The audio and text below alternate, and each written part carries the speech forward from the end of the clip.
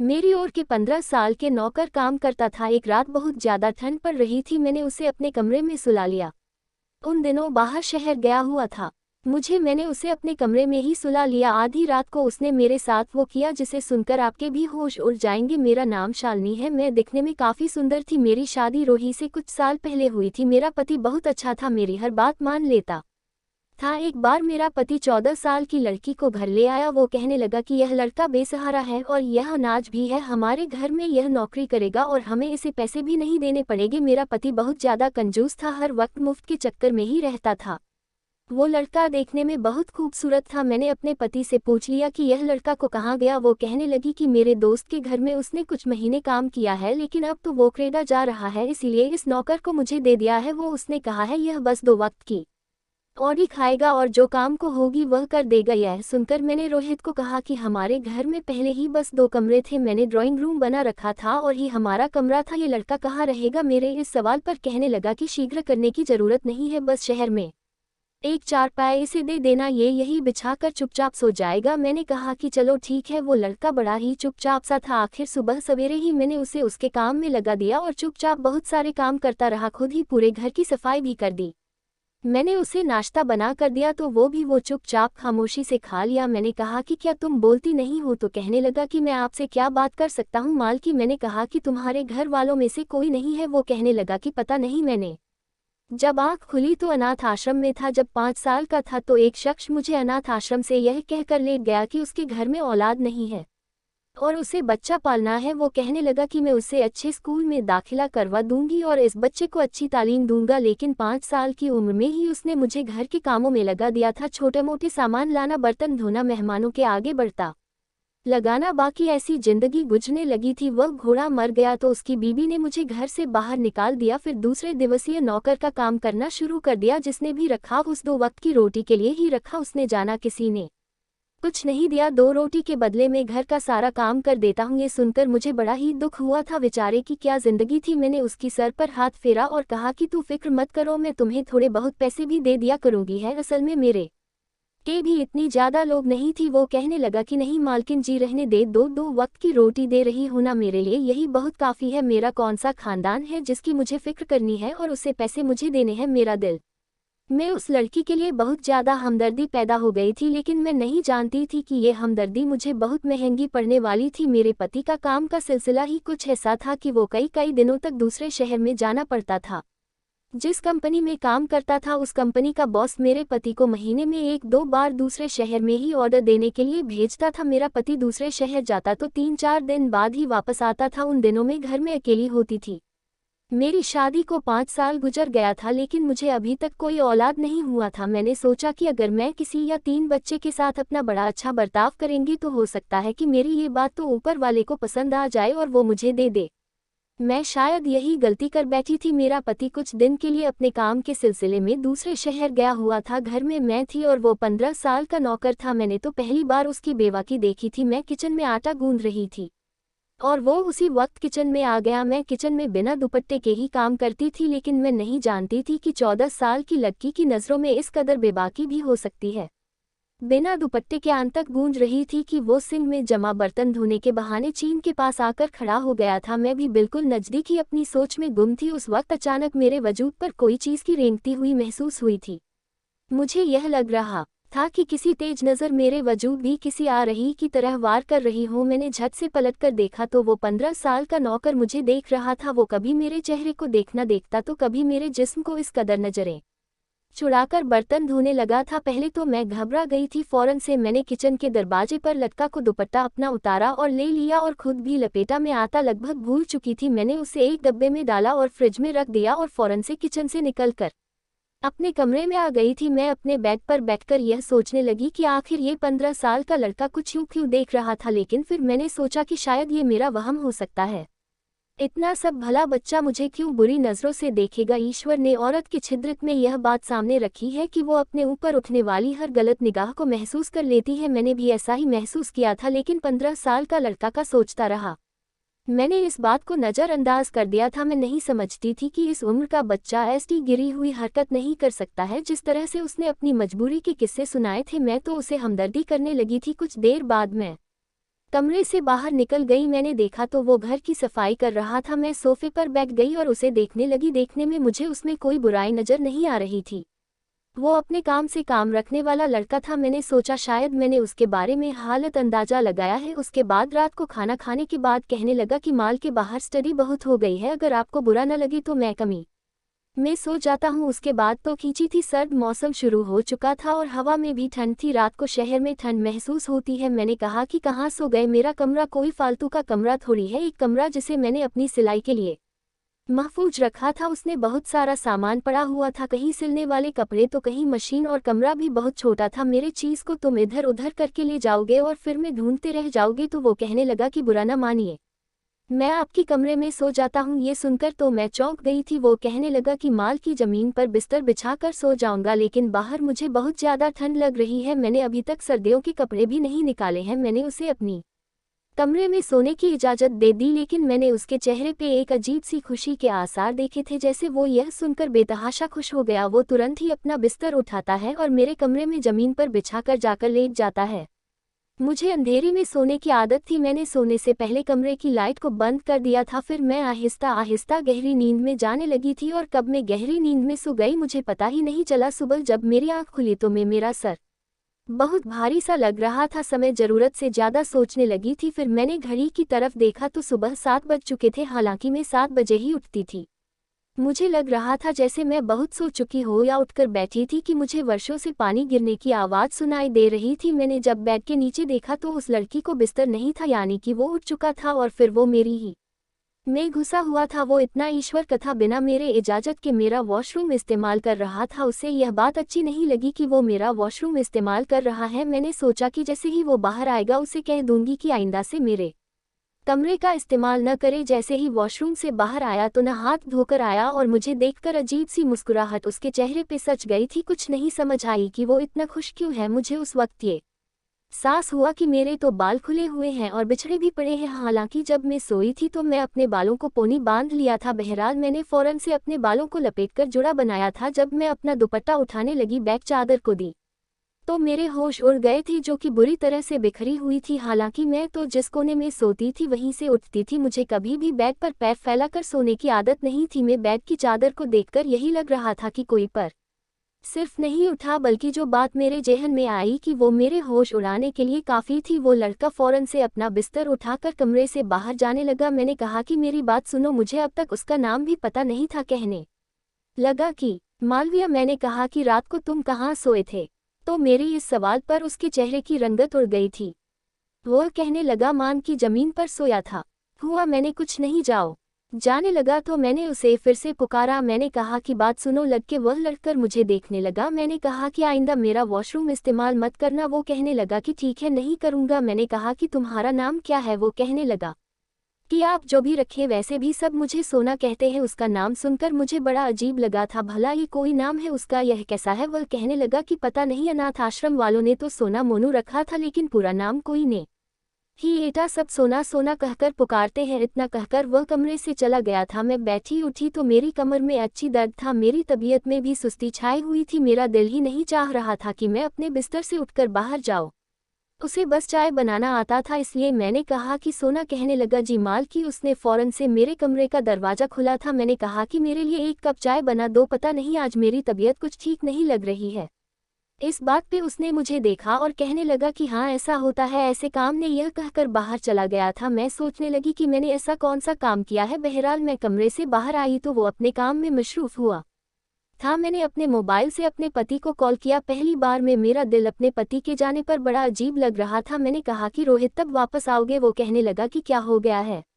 अभी मुझे आए हुए टाइमली कितना हुआ है तुम्हें पता है? जब मैं दोपहर में आता हो तो मुझे 3-4 दिन तो लग ही जाते हैं। पहले भी तो तुमने कभी ऐसा सवाल नहीं किया, उसके बाद तो ही थी, लेकिन पता नहीं इस बार मुझे अजीब सा लग रहा था। कहने लगा कि फ़ोन बंद करो, मैं मीटिंग में हूँ, मैं तुम्हें रात को ही कॉल करूँगा। मैंने कहा कि ठीक है। वो कहने लगा कि वो लड़का तो ठीक से काम कर रहा है ना? मैंने कहा कि हाँ का ठीक से कर रहा है। मेरी आवाज़ सुनकर कहने लगा शालिनी तुम्हारी तबीयत तो ठीक है ना? पूछी तो ठीक नहीं लग रही हो, क्या हुआ है तुम्हें? हम दोनों मियाँ बीबी ही तो थे, इसीलिए हमें इत्तेफाक और मोहब्बत भी थी। हम एक दूसरे के लहजे से जी जान जाती थी कि सामने वाला परेशान है या नहीं। मैंने गहरी सांस ली और अपने पति से कहने लगी, कुछ नहीं, बस करो। मेरी तबीयत थोड़ी भारी भारी सी लग रही है, मेरा जिस्म थका थका सा लग रहा है। सामने खड़ा होकर मेरा नौकर मुझे आंखें फाड़कर देख रहा था। उसकी नज़रों में एक अजीब फिर तपस थी जो मुझे अपने वजूद की हुई महसूस हो रही थी। बहरहाल और बीवी का आपस का मामला था, इसलिए मैं वहां से उठकर अपने कमरे में चली गई। उनका मीटिंग जरूरी था,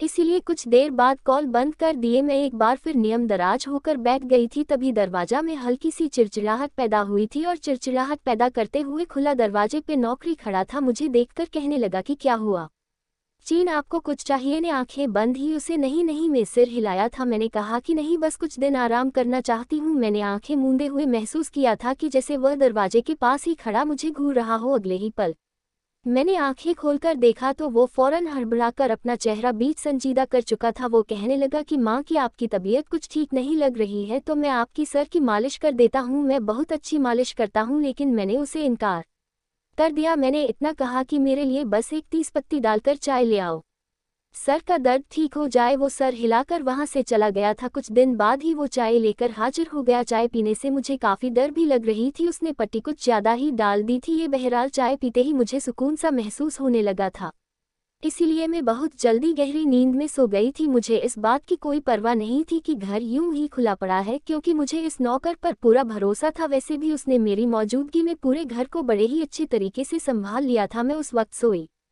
थी और रात की करीबन 10 बज रहे थे। जो मेरी आंख खुली तो कमरा में हल्की रोशनी में डूबा हुआ था। मैं उठी तो घड़ी को वक्त देखकर मैं बौखला गई थी। भूख से तो मेरी हालत वैसी भी खराब हो रही थी, सिवाय एक कप चाय पी ही क्या था। मैं उठकर बाहर आई तो नौकर मुझे देखकर फौरन मेरी तरफ आया। वो कहने लगा कि मालकी, आपकी तबीयत ही हुई तो आपके लिए खाना बनाओ लगाओ। वो तो जैसे मेरा इंतजार ही कर रहा था। मैं कहने लगी कि तुमने मुझ जगाया क्यों नहीं, मैं कैसे सो रही। वो मेरी इस बात पर वो लड़का हल्का सा मुस्कुराया और मुझे गौर से देखने की बात कहने लगा, आप सोते हुए इतनी प्यारी लग रही थी, कुछ जगाना मुनासिब नहीं लगा। उसकी बाहर पर मैंने शौक उसे देखा था। मैं कहने लगी, क्या मतलब है? तो वो कहने लगा कि अरे मालकिन जी, आप इतने मजे और सुकून से नींद में सो रही थी, भला मैं कौन होता हूँ आपकी नींद में खलल डालने वाला। वैसे भी पूरे घर का काम तो मैं निपटा ही दिया था और काम ही ने थे जो आपको उठकर करने पड़ते, इसीलिए सोचा कि आप सो रही है तो छोड़ दूं, मैं आपके लिए खाना बना देता हूं। उसके हाथ में जादू था, उसने जो खाना बनाया था वह बहुत ही लजीज था। उस दिन मैंने पेट भरकर खाना खाया। वो भी दूर खड़ा मुझे देख रहा था, लेकिन मैंने उसे भी सामने कुर्सी पर बैठने को कहा। उसी वक्त फिर मेरे पति की कॉल भी आ गई और मैं कमरे में बातें करने लगी। 2 घंटे से लगातार मैं पति से बातें कर रही थी और उस दौरान कमरा बंद था। मेरा नौकर कमरे के बाहर ही मौजूद था। जो 2 घंटे गुजर गए हैं तो अचानक दरवाजे पर दस्तक देने लगा। मैंने देखा तो बोला कि आप कितनी देर अपने पति से बात करेगी मालकिन, मुझे नींद आ रही है। वो इस कदर ऊंची आवाज में बोल रहा था कि आवाज यकीनन मेरे पति ने भी सुन ली थी। एकदम से फोन की दूसरी तरफ से खामोशी छाई थी। मेरा पति हैरानी से कहने लगा कि नौकर कहाँ सुनी के बात कर रहा है, भला मैं क्या जवाब देती। फौरन कहने लगी कि कुछ नहीं है, बाहर सर्दी होती है ना, तो 2-3 दिन से ठंडी भी काफ़ी चूंकि इस चलिए अब नौकर घर के अंदर ही सोता है तो रात भी यही मेरे कमरे में बिस्तर बिछाकर सोया था। इस बात पर पति कुछ देर खामोश रहा, फिर कहने लगा कि उसको ज़्यादा पर चढ़ाने की ज़रूरत नहीं है, बाहर सहन में ही सोने की ही कह दो, अभी इतनी भी कोई ठंड नहीं है। नहीं तो घर का दूसरा कमरा खाली कर दो, वहीं पर एक कोने में इसका बिस्तर लगा दो, वहीं पर ही सो जाया करेगा। पति की बात में बखूबी समझ चुकी थी, इसीलिए पति से बात करने के बाद मैं बाहर आई और उसको साफ साफ कह दिया कि तुम यही लॉज में ही होने पर अपना बिस्तर बिछा कर सो जाओ, मैं तुम्हें अपने कमरे में नहीं रख सकती, मैं दिशा होती हूँ। मेरी इस बात के उसने गहरी सांस लेते हुए मुझे देखा, फिर कहने लगा कि ठीक है, मैं तो आपको अपनी मालकिन समझता हूँ, लेकिन आपको तो मुझ पे एतबार ही नहीं है। ऐसा कहते हुए उसकी आंखों में मोटे मोटे आंसू उभरने लगे थे। ये देखकर तो मैं शर्मिंदगी महसूस करने लगी थी। ये इतना सा मासूम सा लड़का भला इस पर सब कैसे कर सकती थी। फिर भी मेरे पति का हुक्म था, उसकी गैरमौजूदगी में मैंने माना उस मुलाजिम था। मैंने कहा कि ऐसी कोई बात नहीं है तो यही लॉज में सो जाओ, और हाँ, सुबह उठकर नाश्ता बनाने की ज़रूरत नहीं है, मैं खुद बना लूंगी। मैं इतना कहने के बाद अपने कमरे में चली गई। हैरत की बात तो ये थी कि इतना होने के बावजूद जब वे अपने बिस्तर पर लाइट जलाकर है कहानी किताब पढ़ने बैठी तो एक बार फिर नींद मुझे अपने आगोश में लेने लगी थी। मैं वहीं बैठी बैठी सो गई। रात को न जाने कौन सा पहर था, जब मेरी आंख खुली मैं तो यही समझ रही थी कि मेरा पति मेरे पास मौजूद है। जब आँख खोलकर मंजर देखा तो मेरे होश उड़ गए थे। अगले ही पल मेरे सारे होश ठिकाने आ चुके थे। मेरे पति तो घर पर मौजूद ही नहीं था और जो मंजर मैंने देखा था मैं तो हैरान हो चुकी थी, क्योंकि नौकर दबी दबी कदमों से अपनी शर्ट उठाकर मेरे कमरे से बाहर जा रहा था। मैं तो जितना हैरान होती उतना कम था। जो मुझे समझ आया, में तो रोंगटे खड़े हो चुके थे। ये सब कुछ किसने किया? मुझे तो भी एक पल में उस नौकर से खौफ आने लगा था। मेरा वजूद एक मर्तबा फिर दर्द से टूट रहा था। जो कुछ भी महसूस कर रही थी वो बिल्कुल भी अच्छा नहीं था। मैं फौरन बाथरूम में चली गई। हॉट की लहर मेरे वजूद पर हावी हो चुकी थी। साफ जाहिर था कि 15 साल का नौकर ने मेरे साथ गलत काम किया है। मैंने अपने कमरे के अंदर से लॉक लगा लिया। उसके बाद मैं सो नहीं पाई थी। 15 साल का लड़का यह सब कुछ कैसे कर सकता है और मैं कैसे ये सब कुछ होने देती रही? मुझे होश नहीं आया। ये सोचकर मैं पागल हो रही थी। अगली सुबह हुई तो वो नौकरी यूं लॉन्च में सो रहा था। मैं कमरे से बाहर निकली तो मुझे अजीब नज़रों से घूर कर देखने लगा। मैं बगैर सबूत के उस पर इल्ज़ाम नहीं लगाना चाहती थी, लेकिन मैं इसे मुकम्मल तौर पर नज़रअंदाज करती हुई अपने घर के काम खुद ही करने लगी थी। उस दौरान मैंने नोट किया था कि वो लड़का बस उम्र में ही छोटा था, जबकि तजुर्बा और नज़रों से उन्हें कोई भूखा वीडिया ही लग रहा था। जब मैं अपने कमरे में सोने के लिए गई, मैंने उस लड़के को अपने कमरे में दाखिल तक नहीं होने दिया था। शायद वो मुझे कोई बेहोशी की दवा दे रहा था, जिसकी वजह से मुझे होश ही नहीं रहता था। उस रोज में पूरी सावधान थी। कुछ देर बाद नौकर कमरे में आया। मुझे देखकर कहने लगा कि माल की लाइए, आप अपना एयर फ्रेशनर दीजिए, मैं आपके कमरे में छिड़क देता हूँ। ये कुछ सोचते हुए मैंने उसे मना कर दिया। कहने लगी कि मैं खुद स्प्रे कर लूँगी, तुम रहने दो। सोचती हुई वहां से जा चुका था, लेकिन उस रात मैंने एयर फ्रेशनर भी नहीं लगाया था। मेरी आदत थी कि मैं कमरे में एयर फ्रेशनर स्प्रे करके ही सोया करती थी। इत्तेफाक से आज रात मेरा पति भी आने वाला था। मैं अपने बिस्तर पर लेटी और सोनी एक्टिंग करने लगी जैसे कि मैं गहरी नींद में सो चुकी हूँ। कुछ देर बाद कमरे का दरवाजा खुला। धीरे धीरे कोई कम मेरे कमरे में आया और नौकर मुझे आवाज़ देने लगा, मालकिन जाग रही है, यह सो रही है। मालकिन जी, आपका सोना आज है आपके साथ रात गुजारने के लिए। शायद उसे यकीन हो चुका था कि मैं सो रही हूँ, इसीलिए वो अपनी असलियत दिखाने लगा था। मेरे पूरे वजूद में इस चीज़ को रंगने की महसूस हो रही थी। उस वक्त दरवाज़ा खुला तो मेरा पति वहां पर दाखिल हो चुका था। नौकर ने तो अपनी शर्ट उतार रखी थी कि अचानक मालिक को सामने देखकर वह हड़बड़ा गया, जबकि मैं भी उसी वक्त उठकर बैठ गई। मेरे पति मुझे और नौकर को देखा तो उसके माथे पर बल पड़ चुके थे। दरअसल जो कुछ मेरे स्टार्ट हो रहा था मैं महसूस कर रही थी, उसके बारे में मैं अपने पति को उस वक्त बता चुकी थी। मैं उन और में से नहीं थी जो सही वक्त के चक्कर में नुकसान करवा लेती है। कि ही पल पति कमरे में दाखिल हुआ और उस नौकर का गर्दन पकड़कर थप्पड़ मारकर उसे कहने लगा, किंतु जिस हाल ही में खाता है उसी में छेद कर रहा है। मैं तो तुझ पर एहसान करके घर लाया था, लेकिन ये कैसी बेगैरत कि उन्हें मेरे घर में ही ये सब कुछ शुरू कर दी। क्या बात है, बता क्या था ये? पहले तो इनकार करता रहा, लेकिन जब मैं पति इनके भारी भरकम हाथ उसके वजूद पर है तो रोने लगा और रोकर उसने जो कुछ बताया हमारे वहमो गुमान में भी नहीं था। कहने लगा कि अनाथ आश्रम से जिस शख्स मुझे अपने साथ लेकर आया था उसने उसे अपने घर का नौकर तो बनाया ही था, लेकिन उसके साथ साथ वो मेरे साथ गलत काम भी करता था। मैं सिर्फ 7 साल का था जो उसने पहली मर्तबा मेरे जिस्म को गलत तरीके से होना शुरू कर दिया था। वो मेरे जज्बात खेलता था, मुझसे गलत काम करवाता था। मैं तो उसका नौकर था और वो नवाब समझकर हर गंदा काम करवाता था। कुछ मापा माता भी था और धमकी भी देता था। मुझसे कहता था कि मैं ये करो वो करो और मैं करता जाता था। शायद यही वजह थी कि वक्त से पहले ही मैं जवान हो गया था। मेरे अंदर जिस्मानी ख्वाहिश बढ़ने लगी थी। मालिक ने मेरे साथ वो हर गंदा काम किया जो एक औरत और मर्द के बीच होता है। फिर जब उससे मुझसे दिन भर गया दूसरा नौकर उसने या और मुझे घर से निकाल दिया। उसके बाद में दर बदर भटकता फिरता, और जब मैं आपके घर आया तो मालकिन को देखकर सब कुछ न कर सका और फिल्म में उनके एयर फ्रेशनर में ऐसी दवा मिला चुका था जिसे सुनकर ही ये मीठी नींद में सो जाती थी। मैं तो उनकी सोने के बाद ही कमरे में आता था तो उसने भी कम हो जाती थी। मुझ पे इस दवा का असर नहीं होता था। मालकिन के सोने के बाद में उनके साथ अपने जिस्म की भूख मिटाता था। जब मैं मालकिन के साथ संबंध बनाता था तो मुझे बहुत सुकून मिलता था। शायद मुझे इनकी जिस्म से काफ़ी लगाव हो गया था। वो रो रो कर मेरे पति से माफ़ी मांग रहा था, जबकि मुझे उसने बेइंतहा गुस्सा और अफसोस भी था। मेरे पति ने उसे उसी वक्त घर से निकल जाने को कहा, लेकिन वो रोते हुए कहने लगा कि मैं आधी रात को कहाँ जाऊँगा, मुझे बख्श दीजिए, मैं आइंदा से ऐसी कोई हरकत नहीं करूँगा। मगर उस जैसी लड़के को यहाँ पे रखना कोई बात सही नहीं थी। उस बच्ची को बिगाड़ने में और इस नौबत तक पहुँचने में